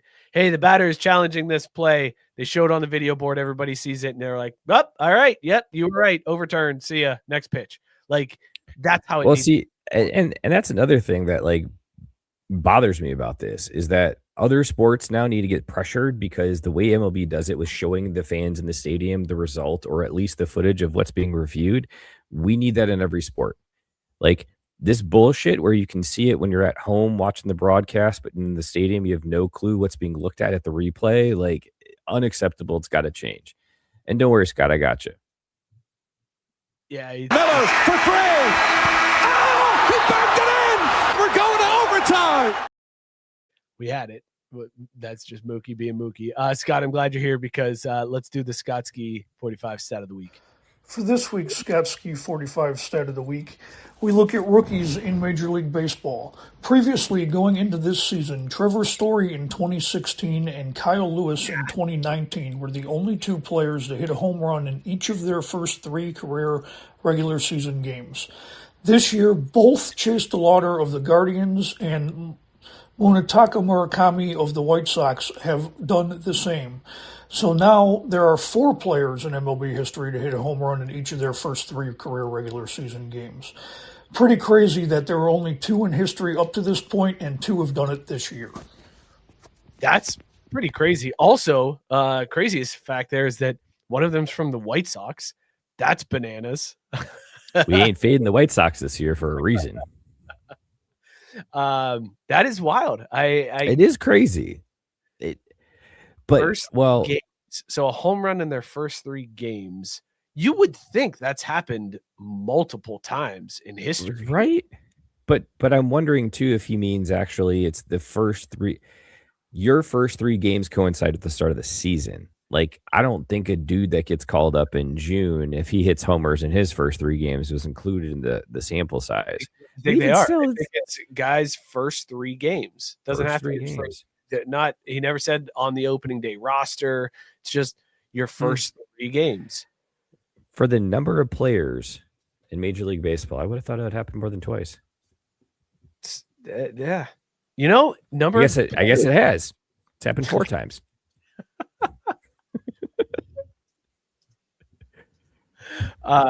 Do you know how many MLB players there have been, Mook? Oh my God, it's probably like 1 billion.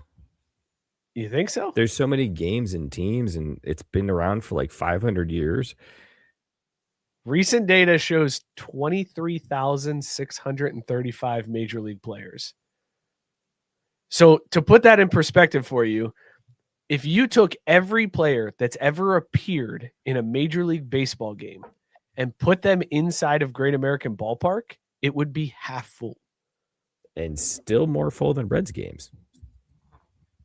How dare you? How dare you? How Where are you going to go? Fucking dare you? Let's talk golf. Playing a game of whack fuck here. Whack. Tiger doing Tiger things. There was all kinds of buzz about like, ooh, is Tiger going to play in the Masters? Just Gabe took a second run at it, so I figured, why not now? Right? I like it. I like the update. Yeah. Meeting of the ancients. I'm just here for the view. So Tiger was getting a lot of press, a lot of pub. Is he playing in the Masters? Is Tiger playing in the Masters this year? We can equivocally say he is not playing in the Masters now because Tiger got popped for a DUI after wrecking his car. He said, I was just playing with the radio and looking at my phone, and that's why I crashed my car, despite the fact that he had 2 pills in his pocket. The officers that did the investigation noted that he seemed inebriated. He blew a 0.000, but then refused a urinalysis test. So they booked him on a DUI charge, and he's now, since I saw the alert today, he's checked himself in. He's said he's getting time away and getting some help, which he needs, bro. Like, this is for sure. This is the second like near fatal crash. I mean, this one wasn't as bad as the one that he almost died. It was a rollover though, like dude, like rolled over his car. I'm glad that he's going and getting some help because clearly he needs it. Clearly he's addicted to the pills that he's been on to help his back. But Jesus, man, what's this mean for the Ryder Cup team? What are we gonna do? Well, we already sucked. So like, what do you mean?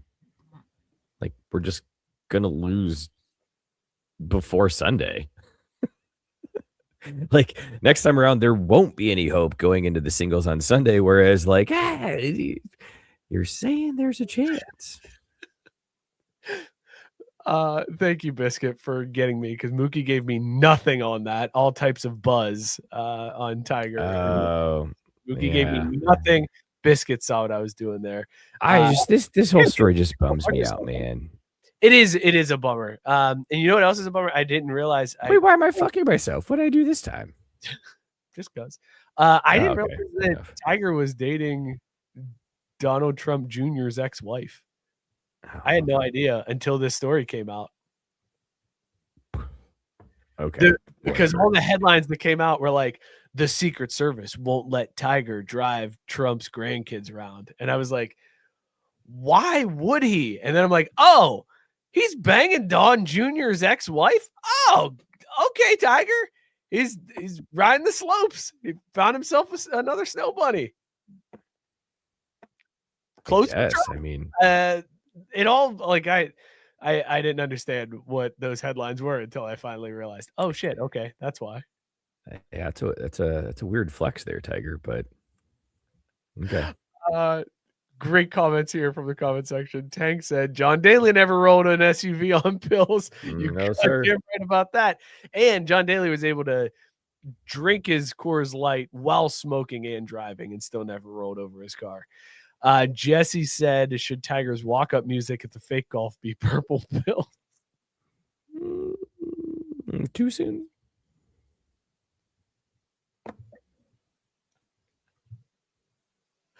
I liked it.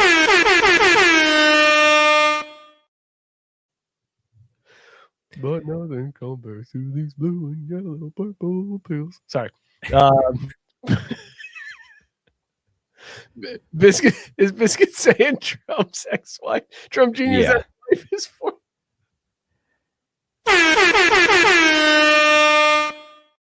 Audio audience didn't hear that one. Biscuit saying about 40 levels down from IHOP waitress is Trump Jr.'s wife. Yep, because he can't even get free bacon on the side of his hotcakes now. It's dude. I got to be honest. I was bummed out when I heard the news. Yeah, man, it sucks. It's like shit, dude. You don't like to see him go through it, and it just.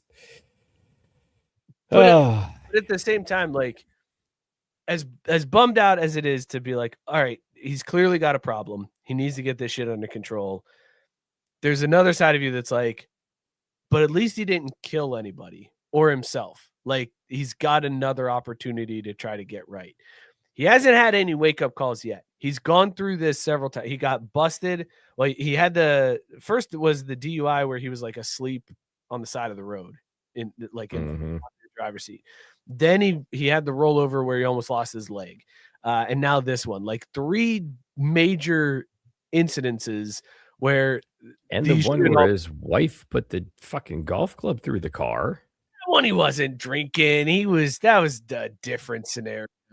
He was he may have been drunk. He was evading though. That because a 9-iron went through the back windshield, not because he was on pills. Why are we in positions to have golf clubs go through our windshield? That's all I'm saying. Because nobody's. Can't. Oh, right. Yeah. Nobody's. Sex addiction is a bitch. Sarah points out. First, it was a sex addiction. Then it's been the 3 DUIs. Yeah, he's got some issues. It's got to be. Look, it can't be easy to have that pressure on you from the time you're 3 years old. Like that, I would totally understand that manifests itself in some type of destructive behavior when you're an adult. If your entire childhood is being groomed to be the greatest at a sport. Right? Like that pressure has to feel enormous to the point that when you are an adult, you're going to do some destructive things. So I understand where it's coming from. I just hope that he can get it under control, man. Because I don't want to read that Tiger Woods goes the way of Kobe. You know what I mean? And like people are mourning his, especially something so preventable as like, dude, just fucking have somebody drive you. Like you got more money than God. Just have somebody drive you. Like, what are we doing? Like, you don't have to worry about them telling anyone shit. Like, you can pay for the Derek Jeter treatment, man. Like, why wouldn't you? Tag saying, can Elon give him a self-driving Tesla? Like a Cybertruck that will only drive him to 3 places? I mean, it doesn't sound like a terrible idea, honestly. Other than those things are ugly as fuck. All right, Mook, let's talk about these beers that we were drinking tonight. As always, we rate them on Caesar scale, dog or no dog. What was in your mug tonight, dog or no dog? Oh man, it was Hardy Woods chocolate peppermint stout Dog, like always. Yeah, someone might have shaken it up a little bit and dropped it on the floor a couple times, but at the end of the day, still drink smooth, tastes delicious, and gets you warm like the holidays. Dog. I had 3 Floyd Zombie Dust. Generally, this would be a dog, except this one is about 3 years old, and it is not a dog. This is the dog that you're like, how is that thing still alive? Why does it smell like that? It just smells like Fritos and farts, and you're like, can that dog please stay off the couch? Like, I love it. You can let go now, buddy. You know what I mean? Like, it's that dog. It's that dog that you're just like, fucking, how are you still? You're missing an eye. You got teeth missing. You can't even chew food anymore. Like, let it go, bud. That's the great when it was younger. Great when it was younger, but now it's held on a little too long. Fritos and farts, man. Trust me, I get it. Thank you, Sarah. Like the show. Hit that like button down below. Be sure to subscribe. Tell your friends to subscribe. We're growing. Look, it's happening next week. Polls. Biscuit, no, this is the thing, man. Like, I had the money to get beer, but I have told my wife, I promised her that I would not buy more beer until I cleared out the beers that I already have. There's clearly beers. It's not a money problem. It's a storage problem. Yeah. It's a, can you please stop buying beers when you have some down here? And I can't be like, well, these are gross. I'm just going to throw them away. Cause then she's going to be like, you wasted that money. So it's like, fine, I will drink the beers that are here. I'm not going to like it, but I'm going to do it. Nope. Jesse, you can't pour out a bad beer. You got to drink it. You got to suffer. It's true. You have to at least take your no thank you sips. At least. The no thank you. Thank you guys so much for tuning in. Like Sarah said, be sure to subscribe, give us a like, tell a friend, whatever you got to do. Help us out, help us grow this thing. Because without you guys, it's just us, like talking to each other. Facts. So just subscribe, bring that bell so you know when new content gets posted. You can follow us on all the socials at Crafty Sports. You can find all those corny national park videos that I've been reposting on TikTok. If you follow us, we're on Instagram, we're on Twitter, we're on Threads, on Blue Sky. There's a couple people still in the Facebook group, but the Discord is where the party's at. So click the link below, join the Discord. Mookie Robots will verify you. There's no ABS challenge system. If you get the questions wrong, you're out. All right, you don't get to tap the helmet, but we will likely let you in, and you can hang out. It's like a group chat, right? It's a show in between the show. Be sure to check that out. We will see you all next week. Well, I won't. I'm out next week, but Greg will be back. So here's everybody. You'll never walk alone. Hook 'em. Something about snow bunnies and tiger? Screw them slope, baby.